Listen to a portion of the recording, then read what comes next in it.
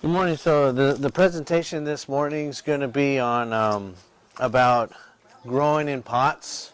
A lot of times people don't have enough room in their yard or backyard or front yard, or they just want to have a large pot instead of a what are they called, a flower bed or the raised beds. Because when you have a pot or raised bed or horse trough, I use horse troughs. But I'm just going to use pot as a smaller example of the bigger pots or horse troughs or raised beds. Anyhow, so it's been said when I was younger, I was reading a almanac, Farmer's Almanac. It said to have, if your plant is $1, well, your hole that you're going to plant it in is going to be $70 to $100. So you're going to have $1 plant, but the soil is going to be $100 hole. So you want the best soil, and as we know, it's just a principle. I mean, if you have good soil, whether that's spiritual, you're going to have a better crop, whether it's 30-fold, 60-fold, or 100-fold. It's the soil that you're going to need, and it's just you're going to need good soil to grow good things. And so what I do is I usually have, I don't have a horse trough here to show you, but so I get good soil, whether it's you can buy the soil at a nursery or make your own compost. I do both because if you buy the soil, it gets kind of expensive. But I use compost and let that compost into good earth soil, and then I also mix it with bought soil because I don't have like a whole bunch of compost to work with, so sometimes you just got to work with what you got. And buying good, I get the blue ribbon at Bowles Nursery, but buying good soil is pretty good. This one already has little perlites in it. One thing about your planting hole, you're going to want soil there's oxygen and also moisture are some of the most important things, and of course good organic stuff where it's breaking down and there's life. There's life that you can't see, but it's doing its work. It's making that soil good. And so you're going to want to get some soil. So let's see here. What kind of pot should we use this morning? You can use a smaller pot. There's different size pots you can use. Some people, like I said, they don't have enough room in their yard or house or whatever. And they want. You might split that 50-50 with your own. Yes, soil. with my own compost, yeah. But if it's worm compost, I kind of will put maybe 25 because I don't want to use all my worm compost in one, but And then as the years go by, you can also add your worm compost to it. Worm compost is another thing that's pretty great. So let's see here. Yeah, I would just use that. And so you're going to want to, what I do when it comes to my horse troughs, I want the drainage out of the bottom. I don't want all my soil to come out, so sometimes I'll put either little pebbles on the bottom so that it'll kind of keep the soil in without washing all out, but I don't have the pebbles today. So we're just going to fill the pot up as an example, and then you know what, before I do that, there's something. You're going to want to add your worm castings or whatever kind of good compost you have. So for this pot, I'll probably just use that much because I don't want to use all my valuable worm castings. And then I've discovered something that a lot of people are starting to discover now. It's called biochar. Do you guys know when you cook, when you're having a barbecue outside or a deep pit, or the wood sometimes doesn't burn all the wood, or it doesn't turn to ashes. It's just a black piece of wood, right? You ever pick it up and then break it in half, and it's like it breaks so easy. That's called char. So they're getting char because they discovered in the Amazon char is still activated. What they use that char for is it absorbs nutrients, holds on to it, and it's just a plant available for years and years to come. And as the plant calls for it, it's there. And also it's water retention. So they're using biochar now for soil just enhancement. And it'll last like the one in the Amazon 300 years. Now you're thinking, Amazon, that's a green place. That's always raining there. Yeah, it's true. But when they wanted to grow their own food, all that rain, it's sandy soil, it would wash the nutrients out, and so they would still have plants, but it won't be that nutrient rich dense. So the char absorbs the nutrients, holds on to it, and then they found it in the Amazon, 300 years already, still active. There's pockets of that char where they used to farm or grow their crops or whatever, which is interesting. So what I did, I discovered from the Japanese a different way to make char. I mean, you can make char out of anything. You can make it out of bones, but mainly wood, small pieces, big pieces, whatever. Well, I found that rice hulls is smaller, so I won't have to pound on it or break it up, because the char, you want it to be broken up and ready for your soil. Well, this particular char is rice hulls, so it's already tiny little pieces. And what char does is, when what's it called, pyrolysis, when it's kind of charred and burned, it turns into carbon and the pores open up. So what's going to happen here, I'm going to go ahead and mix it in. And when you're working in your backyard or whatever, or using your tools, make sure you have gloves. I don't care, so I don't really use gloves. So how did I make the char? Rice hulls. So it's the husk of the rice that it came in? Yeah. So I found mine at the Roundup, which it used to be 13 something, then 14, now 15. They use it for animal bedding, but you can use any organic thing to make char. And I found that these little things, since I don't have to crush it or anything, it's going to be helpful. And what this does is it'll absorb nutrients. So you don't want to add it to your soil without first charging or activating it. Well, what do you mean, Anthony?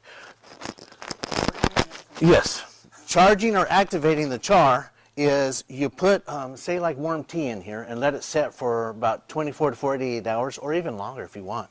And so what that'll do is all those microscopic pores will start absorbing the nutrients and hold on to it.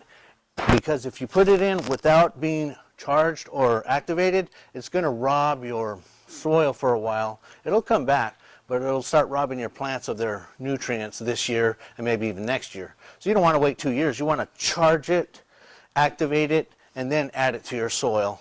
And what that's going to do is it's going to help your soil nutrients last longer, because we're always watering our raised beds, pots.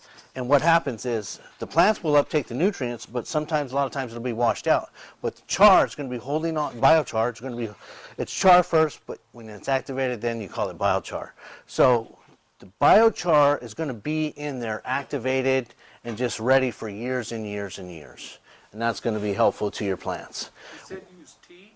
Worm tea, which is compost worm tea, which is the leachate a lot of times. So the leachate that comes from the worm tea. Or you can get the worm castings, put them in a porous bag, put them in a bucket, and then some people leave it there to steep. And so that way the nutrients leaches into the water. Then you can put the nutrient-rich water into your char and soak that for like 48 hours. And then you add your char to your, and you can have that as a one-time job. Now some people, they'll just buy the char or make the char, and they'll scratch it into the top surface of the top 4 inches of your flower beds. But I think if you can get that before you even create your flower beds, that's great. You ever heard of hugelkultur? So I guess there's wood underneath the flower beds that's kind of like a sponge and absorbs nutrients. However, through time, the wood is going to deteriorate. Now char, it's already been pyrolyzed, so it's not going to deteriorate that easy. They use char in absorbing chemicals a lot of times. Some people even buy little capsules so they can, I guess, absorb heavy metals out of their body. So because it's so porous and absorbent, and I think there's something called cation exchange where it'll absorb it and then later on slowly. But by the time it'll release anything, you've already released the char out of your body. Anyhow, so you mix the char with the soil or your favorite worm castings. I usually go half and half with the char and the worm castings, and then just put it in there. Or to be safe, if you're using chemical fertilizer and you inoculate your char with chemical fertilizer liquid, that'll work, but I don't know how strong it's going to be. So we're always safe with organic worm leachate tea. So to be safe, if you use chemical, only use about 5% of your activated char, 5 to 10%. That way your plants won't burn. But if you're using organic stuff, if you accidentally spilled all your worm leachate, it's not going to kill your plant. Yes, ma'am. If people don't have the worm castings, if Yes. they don't have the worm compost, can you use regular compost to make your tea and activate it? Yeah, I'm just saying worm because that's what I have. But yeah, compost is nutrient rich. It has microorganisms that we can't see, and they're doing the earth much good. They'll break down stuff and make it more plant soluble. All that organic stuff in your compost pile, they're breaking it all down. When you put it in your soil, it's more plant ready for the plants to absorb all the goodness. Now, guess what? If you add water to that and let that set 48 hours or more, and then, add water to your, what do I call it, your compost, make a compost tea, add it to your char, well, you're going to have that for years to come, just plant available and ready for your plants. And I think there's some stuff on YouTube that'll show you the before and after effects of using char. I always want to play it safe because I'm new at it. If just to use like 5 to 10%. They say, I think, up to 25%, 25% biochar, 25% your favorite compost, and then of course the other 50 of the soil. But I really believe you can grow almost anything in compost. I mean, that is soil, right? As long as it's aged and matured soil. So that's what I've been doing with my horse troughs, is adding the char. Now, before I got the char, which is you make it, I made it myself. I used to use something called zeolite, which is another it's from the earth, and it's more expensive though. So that's why I discovered, thank God, I discovered the char way to go, because the zeolite, you're going to spend a lot of money, and it does the same thing like the char. Barbara and I was talking about, there's something, a certain cat litter that actually absorbs the stuff, the bad stuff and the odors. Well, that's what char does too, and that's what zeolite does too. So anything with cat eye on that would absorb, I believe they make filters with char, filters with zeolite. You can also buy zeolite and take it in internally. But anyway, that's, any questions about char before I go on? Where'd you buy it? The char? Yeah. I made it. So, but the organic material that I use is called rice husks or rice hull. They sell it at Roundup. It's like a Tractor Supply, I guess, where you can buy chickens. And then, yeah, right off of Rosedale Highway. And that stuff's, it's available there. Yeah. If you want to go rice husk with a rice husk. You going to tell them how you made your char? Yeah, so I couldn't buy this.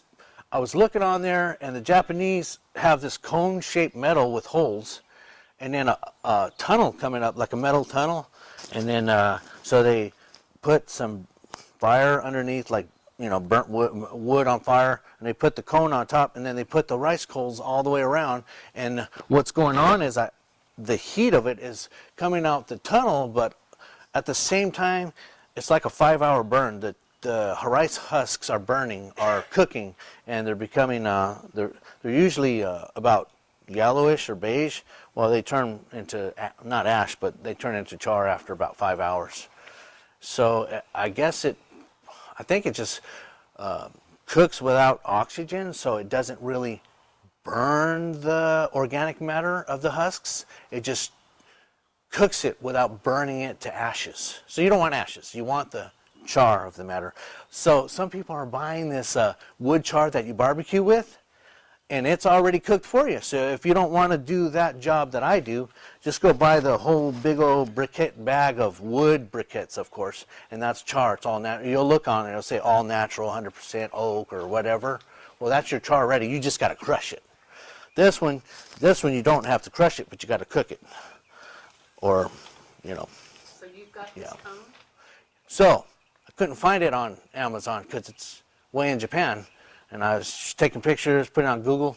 I said, man, I'm just going to see if I can Mickey this up and make one. So I saw a barbecue chimney where you can put the coals in and put the fire on the bottom and it cooks. So I got that. It had already the holes. And then I had gotten these tin cans that hold tomatoes or whatever. And so when I was done with the tin cans, I got about 2 or 3 of them and crimped them and then made a little chimney and put that right on top of the barbecue chimney. And then and I kind of like dig a little hole, put my burning briquettes in there, and then I put the chimney on top, and I put all the rice husks all around, and it did the job. So yeah. You have to mix up the rice to keep it next to the fire, the hot thing? So when it's next to the hot thing, it's cooking. Yes, you kind of mix it up with the shovel, and you kind of like fluff it up, and then you'll see, oh, it's black. So you keep mixing it, and it keeps getting blacker and blacker as the hours go by, and you mix it. Yeah, you can mix it about 5 times if you want. You just want to turn it and make sure the other parts are getting cooked. I mean, eventually it'll get cooked, but if you want it to cook faster.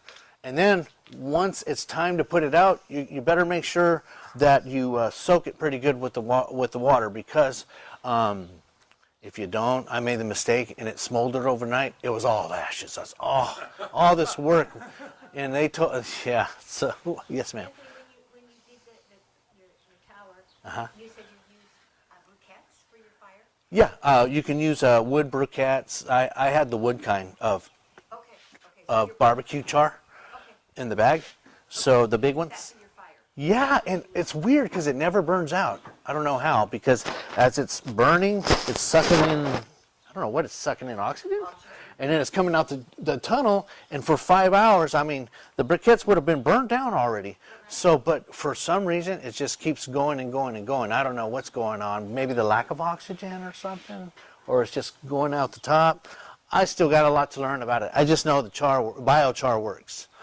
Yeah. And so if you have a raised bed, that you already have things in it, and you want to incorporate some of that, can you just stir some of that in? Yeah, a lot of people just stir in the 4 to 5 inches, the top. They just kind of scratch it in. Yeah, because your bed's already made. Now, if you really wanted to, you can dig around and then put some char in there, mix it up if you want. Mix your char up with maybe some of your warm calcium and whatnot, just to kind of to replenish your soil. You know what? Yeah, exactly. Because soil eventually is going to, you're always going to add soil. I notice I have to add soil to my giant pots, but this right here, eventually, the more I add of the biochar, I will add less and less soil, because it's going to become one with the soil and last a whole lot longer than. So have these pots been prepared in that way? No, some of them have. I think on my celebrity tomatoes, I did that, and it was still in an experimental stage, so I wasn't sure on how much to use and stuff, but I still did it, because a lot of times if I learn something, I mean, I don't know everything, but I say, ooh, this sounds good, I just jump right on it. And of course me, trial and error, stuff happens, darn, now I got to redo it a different way, or, just all these different ideas. Other people, they learn first and they do it right. I do it like I learn as I go. So I have a lot of, But yeah, but to be safe, if you want to be safe with the biochar, just use from 5 to 10%. But truly, I can use half. I can use 25%, and then 25% your favorite compost, and then also your 50% soil, and that should work. But yeah, let's see what else. So, another thing I want to share is, so see all the plants here? I mean, they don't look so bad, right? So what happens is, you can't be, I mean, you can if you wanted, but pots dry out, and these are in the middle of the sun, the pots. So what happens is, I just get the whole pot, all the pots, and I put them in like a, what's it called, like a water holder, a tray. And then I fill the tray up. That way it gives me 3 to 4 days of, I don't have to go out and water it, because the pot will actually suck.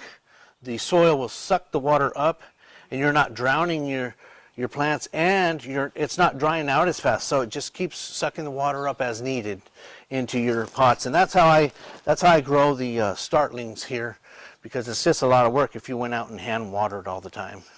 And so you just, whatever level you want. If you have tomatoes, it's going to take more water, so you might want to fill the thing right about there. But other vegetables, just about half of this. Do you have problems with mosquitoes? I have problems when I didn't even do this, but yeah, I'll admit I have problems before I ever started this kind of thing, and we still have mosquitoes. And I think there's less mosquitoes this year for some reason, like Barb was saying. Maybe they sprayed or what have you. But I do use the, just in case I don't want a whole lot, I use the thuringiensis, Bacillus thuringiensis, and that's a something you can get from Tractor Supply. It's little pebbles or the donuts, and then you can like. What I do is I get a separate bucket, a white one or one of these, fill it with water and just put the thuringiensis in there, and hopefully, like the pill bugs, they all go to that and then die instead of each, plant. So yeah, and sometimes I'll put them in there because it's not going to hurt your plants or animals, the thuringiensis, Bacillus thuringiensis. You can do too around your yard. Lavender is a natural mosquito repellent, so you can plant some lavender. Lavender. Oh, I have lavender, and I had too much. It grew too much, so I had to take some out. So, and the bees love it too. Do the bees love it too? They love lavender, that's for sure. Okay, yeah. Yeah. Well, I just know it keeps the mosquitoes away, Yeah. and that was something that they learned through time, because of what happened during the plague. Yeah. So, I think I basically covered most of the stuff. I mean, of course, when you're first doing a plant, your first planting, you mix it all up and then put your soil in there. And you're going to water from the top. And go ahead and water it on top first. And then if you do have the starts in a water holder tray, then you can water from the bottom after that. But yeah, any other questions? Where did you find those little round? Are they like oil pan type things? I think they're like animal Animal walkers. Oh, is that what yeah. they Okay.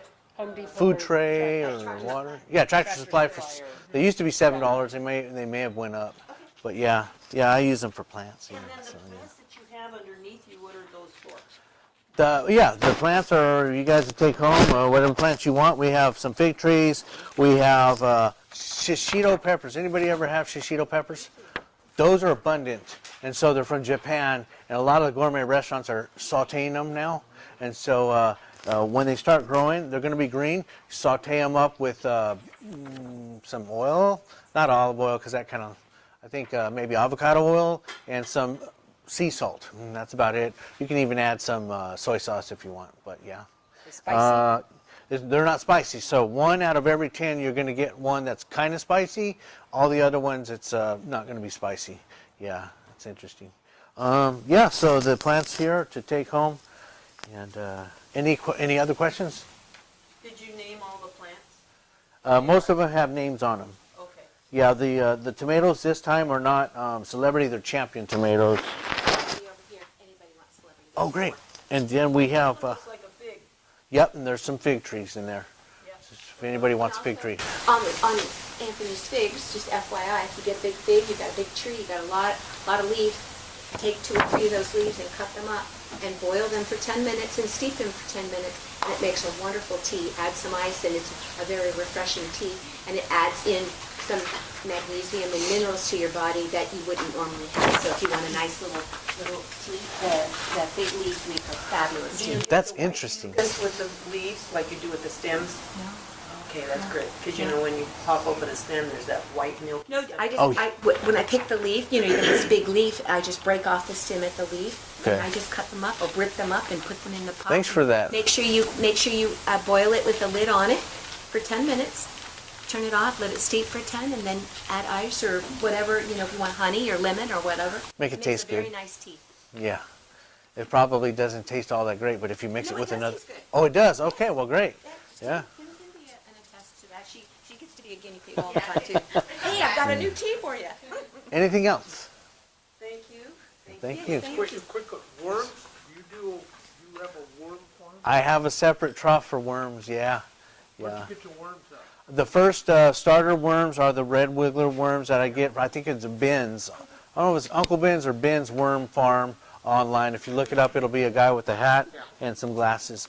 And I forgot to share. Anytime you're working outside, you're gonna want to put a hat on so that you can preserve your skin and you won't look like leather after you're 55 or whatever. A quick one on your worms that I saw, I haven't tried it yet, but the guy was talking about, he went to his local fishing store and Yeah. bought the worms there. Because he got a container that had 30 worms in it for $5. Nice. And he was saying, if you buy them at the fishing store, they're using them, they're alive for fishing, versus if you do like yours. Because I was looking at getting some worms, Yeah. and it was like you got 50 worms for, I think it was $39. Oh, it's too much. You can Now, get they're different worms. Ye- So okay. What the red worms only. the go red down. worms are top feeders, Yeah. and the earthworms, which is the night crawlers, they go lower. But the bait shops will sell you both. The only thing is you're only getting 30, but then through time they'll multiply in the right conditions. Now I bought the whole $70, $69 one, and you get 2,000 worms in a thing, and you put it in there, and they start, Yeah. they start their habitat. But yeah.